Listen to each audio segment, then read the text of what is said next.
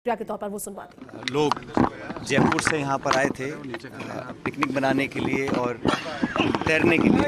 अब दुख इस बात का है कि ये 8 दोस्त भी थे, 11 लोग जो थे आपस में रिश्तेदारी भी थी और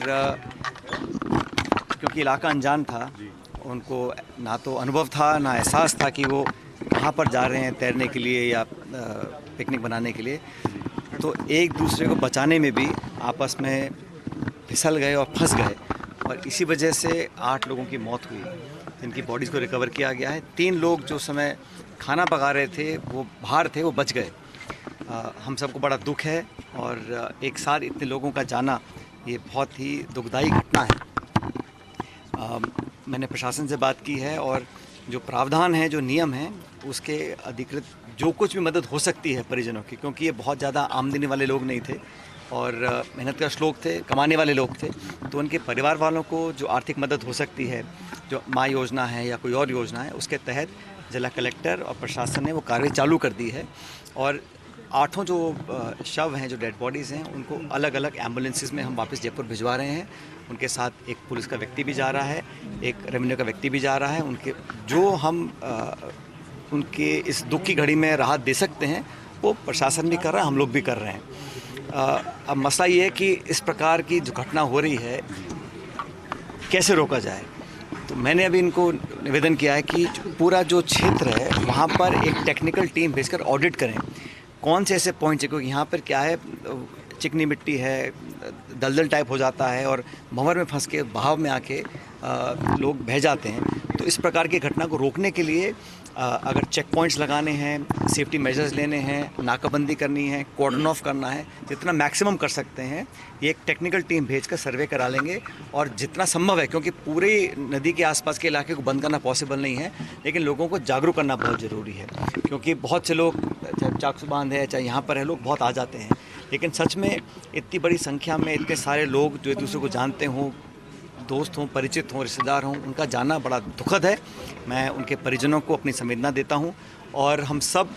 उनके घर वालों को जितनी संभव मदद हो सकती है वो अमीन जी जिनके क्षेत्र के लोग हैं और बाकी जयपुर शहर के जो लोग हैं, हम सब मदद करेंगे। और यहाँ के लोगों को मैं कहना चाहता हूँ कि हमें और जागरूक रहना होगा। बाहर से कोई लोग आते हैं जो इलाके को जानते नहीं हैं, वो हादसे का शिकार ना हो, इसके लिए जो कुछ भी संभव होगा पुलिस भी करेगी, प्रशासन भी करेगा और हम लोग भी करेंगे। और उम्मीद करता हूँ कि इस प्रकार की घटना दोबारा ना हो, क्योंकि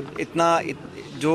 नौजवान जो मौतें हुई हैं, मैं समझ सकता हूँ, दिल दिलाने वाली हैं और मेरी पूरी संवेदना उन परिजनों के साथ है। जो मरने वाले लोग हैं वो बहुत गरीब तबके से हैं, क्या एमएलए लेट से भी कुछ सहायता? ऐसा अगर कोई प्रावधान होगा तो हर संभव मदद करेंगे, चाहे पैसा किसी का भी हो, सांसद हो, विधायक हो, हम सब हेल्प करने को तैयार हैं। लेकिन क्योंकि वो जैसे मैंने कहा ना, मैंने जिला कलेक्टर को भी कहा है कि इसकी कारणों की तहकीकात करनी चाहिए कि वहाँ इस प्रकार की परिस्थिति बनी कैसे, जो वहाँ पर इसका मिसयूज़ हो रहा है या अगर इसमें कोई अति हो रही है उसकी जानकारी लेकर आएंगे। लेकिन ये ऑडिट होना बहुत ज़रूरी है और वो ऑडिट वो लोग करें जो जयपुर से आएँ, मुख्यालय से आएँ और निष्पक्षता से जांच करें कि यहाँ ऐसे हालत क्यों पैदा हुए और इन चौक पॉइंट्स को जो डेंजर। यहाँ इनके परिजनों को इतला रास्ते में दे दी थी मैंने भी और प्रशासन ने भी। हम प्रशासन से ये मांग करते हैं कि इनको उचित मुआवजा मिलना चाहिए। सारे नौजवान थे, जयपुर के निवासी हैं, 5 सिविल लाइंस के हैं, 2 रामगंज और घाट गेट के हैं। तो हम इस दुख की घड़ी में उनके सारे जो परिचित हैं, परिजन जो लोग हैं, उनको हम अपनी संवेदना व्यक्त करते हैं और उनको उनके दुख की इस घड़ी में हम सब साथ हैं। माननीय पायलट साहब भी हमारे बीच में हैं और चूँकि साहब का विधानसभा क्षेत्र है, जैसे ही साहब को पता लगा तुरंत से रवाना हुए। हालांकि कल जयपुर में एक बहुत बड़ा आयोजन दौसा में इनके पिताजी की पुण्यतिथि है 25वीं, उसकी तैयारी में व्यस्त थे, तो दौसा से जयपुर होते हुए अभी पहुँचे हैं। तो किस तरीके का मुआवजे की मांग की गई है आपको? देखिए, हमने कलेक्टर साहब से और अभी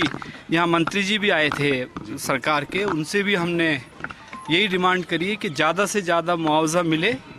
कलेक्टर साहब ने सारे परिचितों से, इनके जो परिजन हैं, उनसे बात भी करी है, हमने भी बात करी है और ये आश्वस्त किया है सरकार ने